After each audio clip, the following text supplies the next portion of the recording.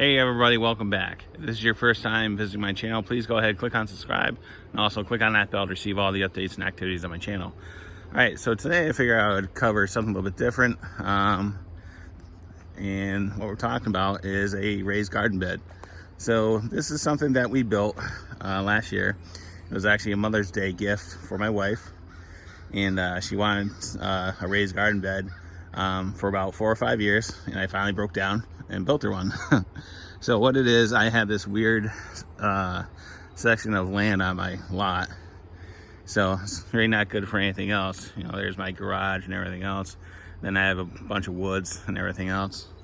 I have my awesome neighbor who's behind me, and really didn't want to put a raised garden bed out in our yard that we actually use for activities and everything else. So this was a great place to put it.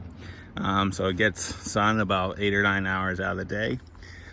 So, you know, there's a lot of plans for raised garden beds out on the web and stuff that you can find. But I want to show you what I did to make this one a little bit different, and some of the things that make it a little bit more usable, right? So this garden bed is about, I want to say it's about 12 by 8, I think the overall dimensions were. And it's all made out of pressure treated materials, right? And it's, you know, the classic U shape, right? So right now we have I think these are cucumbers, we have a bunch of beans in there, we have some peppers, and we have some tomatoes. And so this is our second year, and I'll actually open up the door, we'll get in there a little bit later. But so if you look, the bed's probably about 36 to 40 inches off the ground, and my land is actually sloped, so it goes into the hill. So a lot of it, some of it's buried, but we also have a lot of deer and woodchucks, squirrels, chipmunks. We actually have coyotes back here too. So, you know, some people will just build the garden bed and not put any type of fencing up above it, and because they're worried about ease of access once they build it. But for us, it wasn't an option. We knew we had to do something.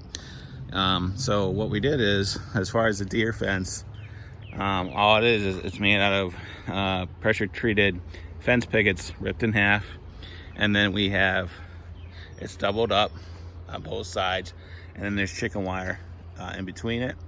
And all I did is, to make it a little bit secure, I took a 4x4 and just pasty tacked it in the corner, so it has something to a little bit stable in the corners.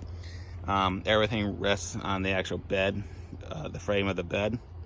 And so what makes this a little bit challenging, because it's a U, you know, as far as coming into the section, you can get everything in front of you and left and right. You can bend over on both sides, but the problem is when you go into these corners, it can be kind of tough. So what we did is, when we made these panels, I'll back up, they're hinged on either side. So basically we have two sections, there's a hinge and there's a hinge, and what we did is we have it held together, or we just close it using a couple bungee cords, and then you swing it open, right? And then you have easy access to do whatever you need to do, weed, do whatever pruning or whatever you need to do. So it makes it easy. So again, once it's closed, you know, all the sections are actually resting on the frame of the bed, so it's nice and stable and secure. And same thing, we put a 4x4 up in the corner, so when you do close it,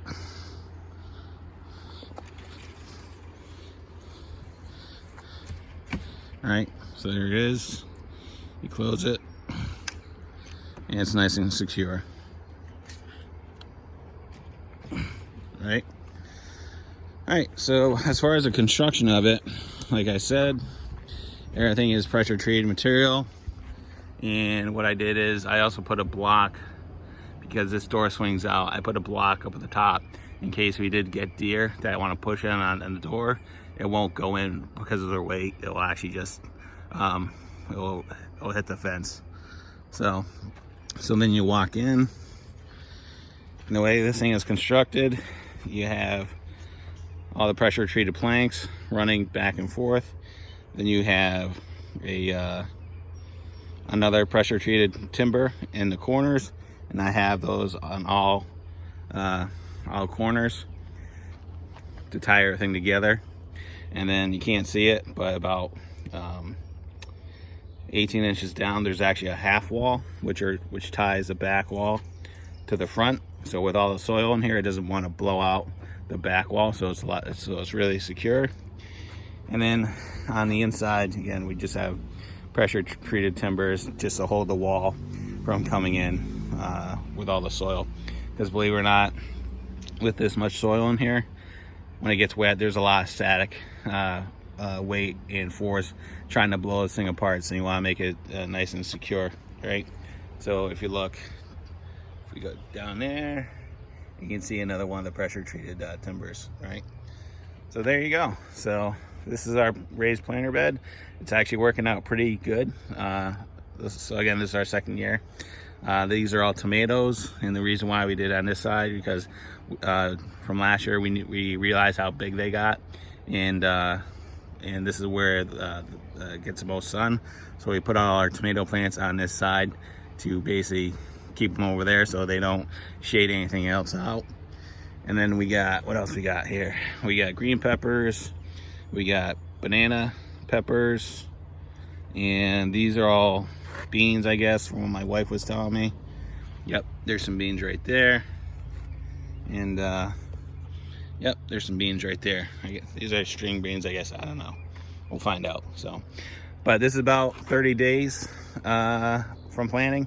We planted right around the end of May. We've been out here watering every day for the most part, because up in the Northeast we've had a lot of drought. Other than the rain we got yesterday, it hadn't rained up here for 2 or 3 weeks.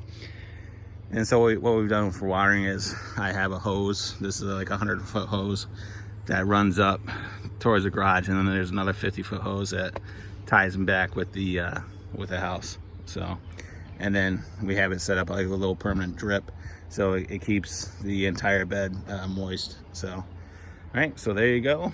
If there's any questions or concerns regarding this garden bed, go ahead and leave them in the comments box. But I figure I would show you, those folding panels, as far as, make it a little bit easier for weeding and everything else. So, all right, hope everybody's having a great day and have a great summer. See ya.